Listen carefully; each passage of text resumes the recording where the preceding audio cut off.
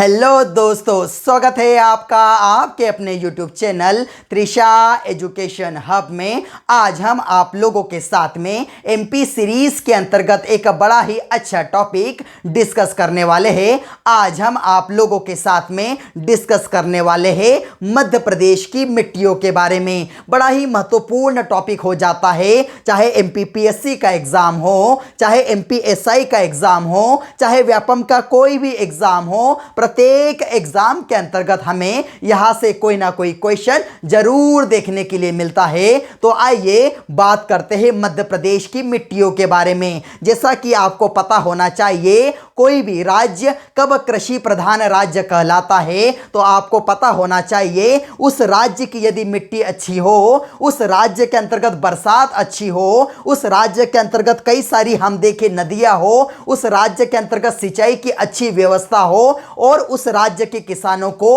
अच्छी किस्म का यदि बीज उपलब्ध कराया जाता हो वहां की सरकार के द्वारा, तो उस राज्य को कृषि प्रधान राज्य होने से कोई नहीं रोक सकता। और आपको गर्व होना चाहिए हमारे मध्य प्रदेश पर, क्योंकि हमारा मध्य प्रदेश भी कृषि प्रधान राज्यों में से एक माना जाता है। इसलिए बात करते हैं मध्य प्रदेश की मिट्टियों के बारे में। सबसे पहले एक प्रश्न उठता है कि मिट्टी का अध्ययन क्या कहलाता है। तो याद रखना, मिट्टी का अध्ययन कहलाता है पेडोलॉजी। यह देखिए, मिट्टी का अध्ययन क्या कहलाता है? पेडोलॉजी कहलाता है। उसके पश्चात सेकंड क्वेश्चन आता है कि बताइए मध्य प्रदेश के अंतर्गत कितनी प्रकार की मिट्टियां पाई जाती है। तो याद रखना, मध्य प्रदेश के अंतर्गत यदि हम देखें तो 5 प्रकार की मिट्टियां पाई जाती है। कौन कौन सी मिट्टियां? तो सबसे महत्वपूर्ण जो मिट्टी होती है, जो मध्य प्रदेश के अंतर्गत देखे सबसे ज्यादा क्षेत्र पर पाई जाती है, तो वह मिट्टी हो जाती है कौन सी? काली मिट्टी, जो 47% 47% भाग पर पाई जाती है। और बड़ा ही महत्वपूर्ण हो जाता है कि मध्य प्रदेश के अंतर्गत सबसे ज्यादा कौन सी मिट्टी पाई जाती है। तो याद रखना, वह मिट्टी पाई जाती है कौन सी? काली मिट्टी। और यदि हम देखें संपूर्ण यदि भारत की बात करें, तो संपूर्ण भारत के अंतर्गत काली मिट्टी किस राज्य के अंतर्गत पाई जाती है? तो वह मिट्टी हमें देखने के लिए मिलती है काली मिट्टी महाराष्ट्र के अंतर्गत। और सेकेंड नंबर पर हमारा नाम आता है मध्य प्रदेश का। उसके पश्चात काली मिट्टी के अंतर्गत देखा हमने, उसके पश्चात सेकेंड नंबर की मिट्टी हमें देखने के लिए मिलती है कौन सी मिट्टी? लाल पीली मिट्टी। बड़ी ही महत्वपूर्ण हो जाती है। 36 हम देखें 36% भाग पर पाई जाती है, 36% भाग पर पाई जाती है लाल पीली मिट्टी। उसके पश्चात आता है जलोढ़ मिट्टी। जलोढ़ मिट्टी भी बड़ी महत्वपूर्ण मिट्टी है, 7.57% भाग पर पाई जाती है जलोढ़ मिट्टी। उसके पश्चात देखें तो लेटेराइट मिट्टी पाई जाती है। उसके पश्चात देखें तो मिश्रित मिट्टी पाई जाती है। और कई सारी किताबों के अंतर्गत आपने देखा होगा लेटेराइट मिट्टी का कहीं नाम नहीं मिलता, आपको उसके जगह देखने के लिए मिलता है कछारी मिट्टी। याद रखना, कछारी मिट्टी यदि हम देखें तो हमें एक भाग देखने के लिए मिलता है किसका? तो हमें देखने के लिए मिलता है जलोढ़ मिट्टी का ही हमें एक भाग देखने के लिए मिलता है। इसलिए जरा सा भी कंफ्यूजन आप लोगों के माइंड में नहीं होना चाहिए। आप लोगों को यह टॉपिक मैं बड़े अच्छे से समझाने वाला हूं। सबसे पहले बात करें किस मिट्टी की बात हो रही है? काली मिट्टी की। तो काली मिट्टी यदि हम देखें तो कितने प्रतिशत भाग पर पाई जाती है? 47% भाग पर पाई जाती है। और काली मिट्टी के भी 3 प्रकार होते हैं। एग्जाम में पूछा गया है कि इनमें से कौन सा प्रकार काली मिट्टी का प्रकार नहीं है। तो याद रखना, सबसे हम यदि पहला देखें प्रकार, तो गहरी काली मिट्टी देखने के लिए मिलता है। उसके पश्चात मध्यम काली मिट्टी देखने के लिए मिलता है। और तीसरा जो प्रकार हमें देखने के लिए मिलता है, छिछली काली मिट्टी का देखने के लिए मिलता है। अब प्रश्न यह उठता है कि मध्य प्रदेश के अंतर्गत काली मिट्टी कहां पाई जाती है। तो याद रखना, मध्य प्रदेश के अंतर्गत हमें देखने के लिए मिलता है काली मिट्टी कहां पर? जो मालवा का जो पठार है, और यदि हम देखें जो नर्मदा घाटी वाला जो एरिया है, उस भाग के अंतर्गत हमें देखने के लिए मिलती है कौन सी मिट्टी? काली मिट्टी। अब मन में एक प्रश्न और उठना चाहिए कि काली मिट्टी का निर्माण कैसा हुआ? आपने कई बार सुना होगा कि बेसाल्टिक बेसाल्टिक चट्टानों के जमने के कारण या उसे टूटने के कारण बाद में क्या हुआ, हम देखते हैं काली मिट्टी का निर्माण हुआ। तो याद रखना, जो पृथ्वी के भूगर्भ के अंतर्गत जो मैग्मा पाया जाता है, और हम जब देखते हैं कि ज्वालामुखी विस्फोट जब होता है और किसी छिद्र के द्वारा वह मैग्मा जब ऊपर आता है, और वह क्या हो जाता है, जब ऊपर आ जाता है मैग्मा, तो उसे हम कहते हैं लावा। और जब लावा ठंडा होकर क्या होता है, चट्टानों के रूप में एक क्या कर लेता है, अपना निर्माण कर लेता है, तो वही चट्टानें क्या कहलाती है, बेसाल्टिक चट्टानें कहलाती है। उसे कभी कभी हम दक्कन ट्रेप की चट्टानें भी हम कहते हैं। इस प्रकार से हम यदि देखें, वह जो बेसाल्टिक चट्टानें जब टूटेंगी, कई सारे कणों में यदि विभक्त हो जाएंगी, तो हमें देखने के लिए मिलेंगी कौन सी, बेसाल्टिक चट्टानों के द्वारा काली मिट्टी का निर्माण हमें देखने के लिए मिल जाएगा। उसके पश्चात देखें कि काली मिट्टी मैंने आपको बताया, उसके अंतर्गत 3 प्रकार हमें देखने के लिए मिलते हैं। कौन कौन से 3 प्रकार, तो सबसे पहले देखने के लिए मिलता है, जो सबसे ज्यादा विस्तृत रूप में फैली होती है, वह हमें देखने के लिए मिलता है मध्यम काली मिट्टी। बड़ी महत्वपूर्ण हो जाती है। मध्य प्रदेश के अंतर्गत सबसे ज्यादा भूभाग पर यदि हम देखें, तो हमें देखने के लिए मिलती है 36.5% भाग पर। कितनी, 36.5% भाग पर हमें देखने के लिए मिलती है कौन सी मिट्टी, तो मध्यम काली मिट्टी।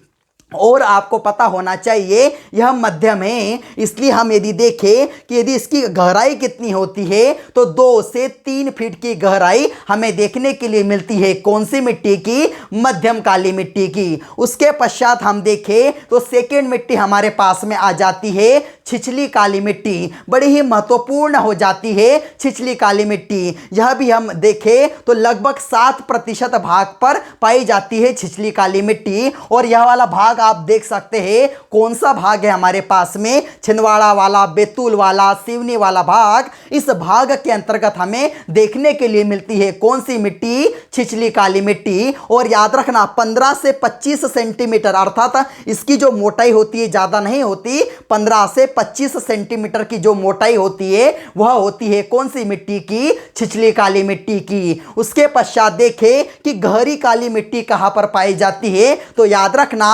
मुख्यतः जहां पर जो छिछली मिट्टी पाई जाती है उसी एरिया के अंतर्गत छिंदवाड़ा है, बालाघाट है, इसी एरिया के अंतर्गत हमें देखने के लिए मिलती है कौन सी मिट्टी, गहरी काली मिट्टी। इसके अंतर्गत हम देखें गहरी, जिसके नाम से ही है कि गहरी काली मिट्टी, ऐसा कहा जाता है 1 से 2 फीट। हम यदि देखें तो हम 1 से 2 मीटर, अर्थात देखें 1 से 2 मीटर इसकी जो क्या होती है, गहराई होती है। यह आपको पता होना चाहिए। अब यदि हम देखें कि काली मिट्टी को किस उपनाम से जाना जाता है, तो काली मिट्टी को कई सारे उपनामों से जाना जाता है। जैसे हम देखिए रेगूड़ मिट्टी, उसके पश्चात देखिए भर्री मिट्टी, उसके पश्चात यह देखिए रेगूड़ हो गया, भर्री हो गया, कन्हर मिट्टी। उसके पश्चात हमें देखने के लिए मिलते हैं अलग अलग नाम, जैसे लावा मिट्टी के नाम से भी जाना जाता है, करेल मिट्टी के नाम से भी जाना जाता है, चेरनोजम मिट्टी के नाम से भी जाना जाता है। तो इस प्रकार से कई सारे नाम एग्जाम के अंतर्गत पूछ लिए जाते हैं। और आपको पता होना चाहिए इसे एक बड़े ही महत्वपूर्ण नाम से जाना जाता है, इसे काली कपास की मिट्टी के नाम से भी जाना जाता है। आपको पता होना चाहिए इस मिट्टी के अंतर्गत सबसे ज्यादा यदि किसी फसल को लगाया जाता है तो वह कपास को लगाया जाता है। कपास का उत्पादन ज्यादा होने के कारण इसे काली कपासी मिट्टी के नाम से भी जाना जाता है। उसके पश्चात हम देखें कि इसके अंतर्गत क्या पाया जाता है, तो याद रखना इसके अंतर्गत सबसे पहले बात करें कि कमी किस किस तत्वों की होती है, तो इसके अंतर्गत नाइट्रोजन की हमें कमी देखने के लिए मिलती है, फास्फोरस की कमी देखने के लिए मिलती है, जो जैविक जो तत्व होते हैं उसकी कमी देखने के लिए मिलती है। इस मिट्टी के अंतर्गत सबसे ज्यादा पाया क्या जाता है, तो याद रखना इस मिट्टी के अंतर्गत हमें देखने के लिए मिलता है सबसे ज्यादा चूना। इस मिट्टी के अंतर्गत देखने के लिए मिलता है हमें मैग्नीशियम। इस मिट्टी के अंतर्गत हमें देखने के लिए मिलता है चूना है, मैग्नीशियम है, लोहा है। इस प्रकार से कई सारे तत्व हमें यहां पर देखने के लिए मिलते हैं। देखिए चूना है, लोहा है, मैग्नीशियम है, एल्यूमिनियम है। अब याद रखना यह सभी तत्व इसके अंतर्गत पाए जाने के कारण इस मिट्टी को बहुत ही अच्छा बना देते हैं। और आपको पता होना चाहिए कभी कभी परीक्षा में ऐसा भी प्रश्न पूछ लेते हैं कि यह काली मिट्टी है, इसका रंग काला क्यों है, तो याद रखना वरना लोहे की अधिकता के कारण याद रखना लोहा सबसे ज्यादा पाया जाता है, इसलिए इस मिट्टी को कहा जाता है कौन सी? काली मिट्टी कहा जाता है। उसके पश्चात देखें तो इसकी पीएच वैल्यू कितनी होती है, तो याद रखना इसकी पीएच वैल्यू हमें देखने के लिए मिलती है 7.5 से लेकर 8.5। सबसे पहले तो आपको यदि पीएच वैल्यू यदि नहीं पता हो तो उस बारे में बता देता हूं। पीएच वैल्यू होता है पोटेंशियल ऑफ हाइड्रोजन, अर्थात हम देखते हैं कि हम एक बीच में स्केल होती है हमारे पास में पीएच स्केल, तो जो बीच वाला जो पॉइंट होता है 7 वाला जो पॉइंट होता है वह उदासीन पॉइंट होता है। हम देखें कि 7 से जितने भी नीचे हो जाए वह अल्कलाइन अर्थात क्षारीय कहलाते हैं, और 7 से जितने भी 14 तक चले जाए वह अम्लीय प्रकृति कहलाती है। अब देखिए हम देखा कि यह 7 से ऊपर है, 7.5 से लेकर 8.5 है, तो इसकी प्रकृति हमें कैसे देखने के लिए मिलती है? काली मिट्टी की प्रकृति हमें क्षारीय प्रकृति देखने के लिए मिलती है। और इसके अंतर्गत मैंने आपको बता दिया कपास और गेहूं इसके अंतर्गत बड़ी मात्रा के अंतर्गत इसका उत्पादन किया जाता है। उसके पश्चात आप लोगों को एक बात और पता होना चाहिए कि इस मिट्टी के अंतर्गत जल संग्रहण करने की हम देखें तो खूबी पाई जाती है, अर्थात एक बार आप इस मिट्टी को पानी दे दो तो यह मिट्टी क्या करती है 10-15 दिन कम से कम जल को क्या करती है? संभाल कर रखती है। उसके पश्चात इसके अंतर्गत स्वयं जुताई हो जाती है। जब भी क्या जाता है जहां भी आप देखो काली मिट्टी होंगी उसके अंतर्गत हम देखें तो कई सारे हमें देखने के लिए मिलेंगे, उसके अंतर्गत गड्ढे बन जाते हैं, अर्थात उसके अंतर्गत स्वयं सिंचाई यानी स्वतः यह जुताई वाली मिट्टी बन जाती है। उसके पश्चात हमारे पास में आता है दूसरी मिट्टी लाल पीली मिट्टी, बड़ी ही महत्वपूर्ण मिट्टी हो जाती है। यह यदि हम देखें मध्य प्रदेश के अंतर्गत 36% भाग पर पाई जाती है, इसलिए यह मिट्टी बड़ी ही महत्वपूर्ण मिट्टी है। सबसे पहला प्रश्न आपके मन में आना चाहिए कि इस मिट्टी का रंग लाल क्यों होता है? तो जो फेरिक ऑक्साइड जो होता है, फेरिक ऑक्साइड की हम देखें उपस्थिति के कारण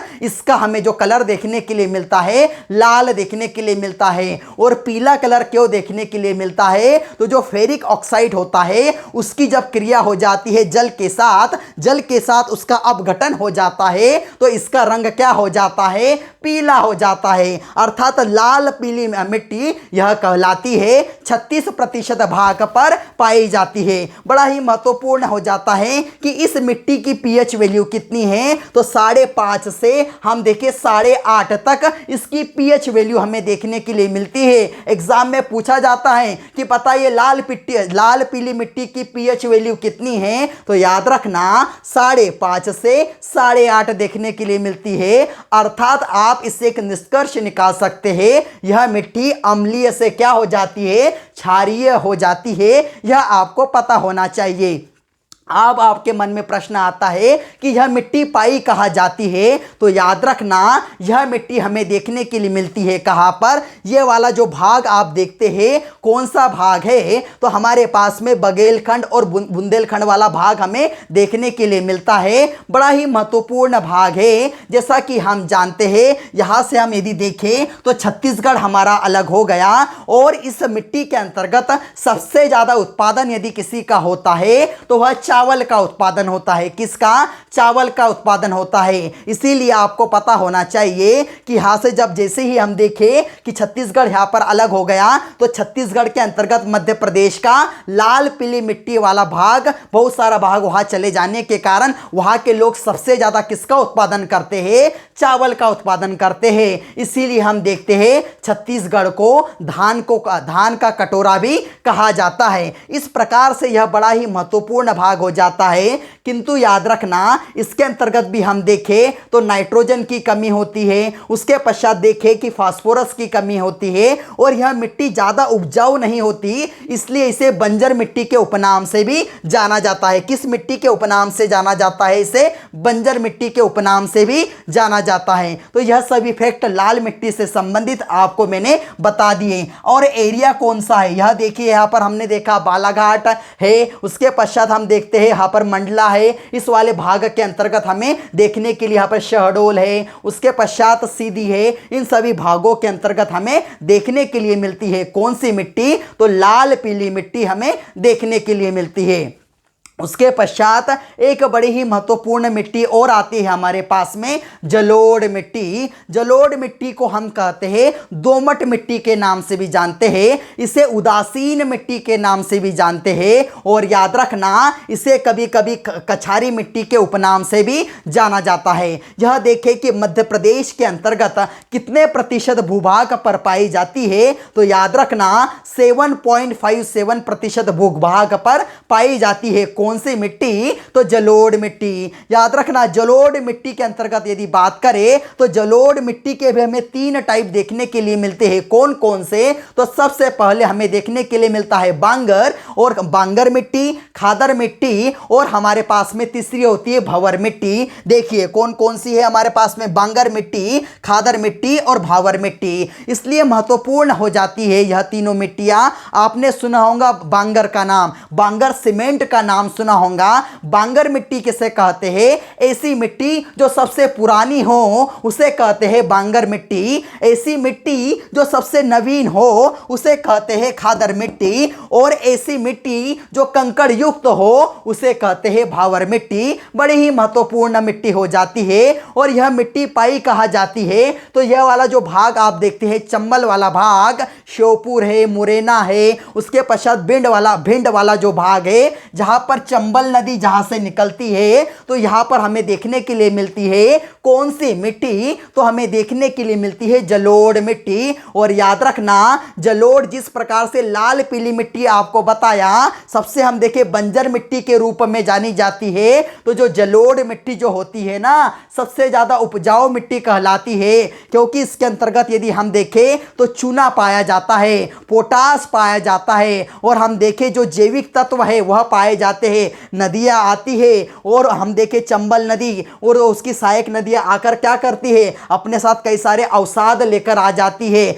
मिट्टियों को बहाकर लाई जाती है। जो नई मिट्टी जो होती है जिसे हम क्या कहते हैं, खादर कहते हैं, वहाँ पर हम देखें हम सबसे ज़्यादा उत्पादन हमें वहाँ पर कभी देखने के लिए मिलता है, तो आपको पता होना चाहिए गन्ने का उत्पादन देखने के लिए मिलता है। उसके अंतर्गत हम देखें गेहूँ भी हमें सबसे ज़्यादा देखने के लिए मिल जाता है। उसके पश्चात हम देखें कि जलोढ़ मिट्टी भी बड़ी महत्वपूर्ण, इसके बारे में बता दिया। आप याद रखना जलोढ़ मिट्टी के कारण एक कंसेप्ट बार बार एग्जाम में पूछा जाता है कि मिट्टी का जो अपर्दन होता है वह किसके कारण हो रहा है, तो याद रखना मिट्टी का अपर्दन हमें देखने के लिए मिलता है जलोढ़ मिट्टी के कारण। इसलिए हमें देखने के लिए मिलता है क्योंकि आपको पता होना चाहिए इसके अंतर्गत 3 तत्व पाए जाते हैं। कौन कौन से? बालू पाया जाता है, सिल्ट पाया जाता है, और मृतिका पाया जाता है। बालू यदि देखें तो 50% बालू होता है, 19.4% हमें देखने के लिए मिलता है सिल्ट, और मृतिका देखने के लिए मिलती है 29.4% हमें देखने के लिए मिलती है। इसके रेशो देखने के लिए मिलते हैं। अर्थात हमने देखा कि इसके अंतर्गत बालू ज्यादा होती है, और जब यह मिट्टी हमें देखे कि जब भी बहती हुई आती होंगी चंबल नदियां और उसके सहायक नदियों के द्वारा, तो यह क्या कर देती होंगी, मिट्टी के अंतर्गत कटाव कर देती होंगी। इसलिए आपको पता होना चाहिए कि चंबल नदी को शोक की नदी कहा जाता है। किन लोगों के लिए? यदि चंबल वाले भाग के अंतर्गत यदि हम देखें तो उसे शोक की नदी या रेंगती हुई हम देखें मृत्यु कहा जाता है। किसानों के लिए क्या कहा जाता है? उसे रेंगती हुई मृत्यु कहा जाता है किसानों के लिए। और ऐसा पता होना चाहिए कि अवनालिका अपर्दन भी इसी से संबंधित है। जब भी क्या होती है चंबल नदी बहती है तो वह बड़ी ही स्पीड से बहती है, और वह क्या करती है, उसकी जो धारें होती है उसके अंतर्गत क्या पाया गया, हमने देखा उसके अंतर्गत हमें देखने के लिए मिलती है बालू, तो वह बड़े बड़े खड्डों का निर्माण कर देती है। इसलिए यदि हम देखें तो बड़े बड़े जो खड्डे हो जाते हैं किसके अंतर्गत, अच्छी अच्छी जमीनों के अंतर्गत हमें वहां पर देखने के लिए मिलता है कि जो मिट्टी का अपर्दन हो रहा है। उसके पश्चात 2 बड़ी ही महत्वपूर्ण मिट्टियां और हमारे पास में बची हुई है। तो एक मिट्टी हमारे पास में सबसे पहले है लेटेराइट मिट्टी। बड़ी ही महत्वपूर्ण मिट्टी है, इसका वर्णन कोई सारे लोग नहीं करते, किंतु आपको पता होना चाहिए इसे चट्टानी मिट्टी के नाम से जाना जाता है, इसे भाटा मिट्टी के नाम से जाना जाता है, इसे लाल बलुई मिट्टी के नाम से भी जाना जाता है। 3 नाम है। अर्थात यह मिट्टी बनी कैसी है, तो आप याद रखना यह मिट्टी हमें देखने के लिए मिलता है कैसी बनती है, तो यह चट्टानों की जब टूटते हैं कण तो उससे यह बन जाती है मिट्टी, लेटेराइट मिट्टी। इसके अंतर्गत सबसे ज्यादा पाया क्या जाता है, तो आयरन पाया जाता है, सिलिकॉन पाया जाता है। और याद रखना यह मिट्टी हमें देखने के लिए मिलती है इस वाले भाग के अंतर्गत ही, अर्थात छिंदवाड़ा और बालाघाट वाले भाग में देखने के लिए मिलती है। अधिक वर्षा की आवश्यकता होती है इस मिट्टी के लिए, अधिक वर्षा की हम देखें तो यानी यहाँ पर जहाँ पर इस भाग के अंतर्गत यह मिट्टी पाई जाती है वहाँ पर क्या होती है, वर्षा अधिक होती है। और इस मिट्टी के अंतर्गत किस हम देखें कि किस फसल का उत्पादन किया जाता है, तो चाय और कॉफी का उत्पादन यहाँ पर किया जाता है। और आपको पता होना चाहिए कि बागवानी फसलें अर्थात बागवानी फसलें के अंतर्गत हम चाय और कॉफी को हम क्या कर रहे हैं, कंसीडर कर रहे हैं। इसके अंतर्गत हमें देखने के लिए मिलता है लेटेराइट मिट्टी के अंतर्गत। उसके पश्चात लास्ट में बसती है मिश्रित मिट्टी, बड़ी ही महत्वपूर्ण हो जाती है। वैसे तो देखें तो मध्य प्रदेश के कई सारे भागों के अंतर्गत मिश्रित मिट्टी पाई जाती है, किंतु यदि बात करें यह जो हमारे पास में पठार है बुंदेलखंड का पठार, इस पठार के अंतर्गत हमें देखने के लिए मिलती है कौन सी मिट्टी, तो मिश्रित मिट्टी। यहां पर बात करें हमारा निवाड़ी है, टीकमगढ़ है, हम पन्ना है, छतरपुर है, पन्ना है, हम देखें सतना है, रीवा है, तो इस भाग के अंतर्गत अर्थात बुंदेलखंड वाले भाग के अंतर्गत पाई जाती है कौन सी मिट्टी, तो मिश्रित मिट्टी। मिश्रित अर्थात उसी के नाम से है, अर्थात मिश्रण है काली मिट्टी का, लाल मिट्टी का, पीली मिट्टी का, तभी तो इसे कहा जा रहा है ना मिश्रित मिट्टी। और याद रखना यह काई के लिए ज्यादा प्रसिद्ध है, तो मोटे अनाज जैसे ज्वार है, मक्का है, इसके अंतर्गत इसकी खेती की जाती है। और कभी कभी लोग इस मिट्टी को ज़्यादा महत्व नहीं देते।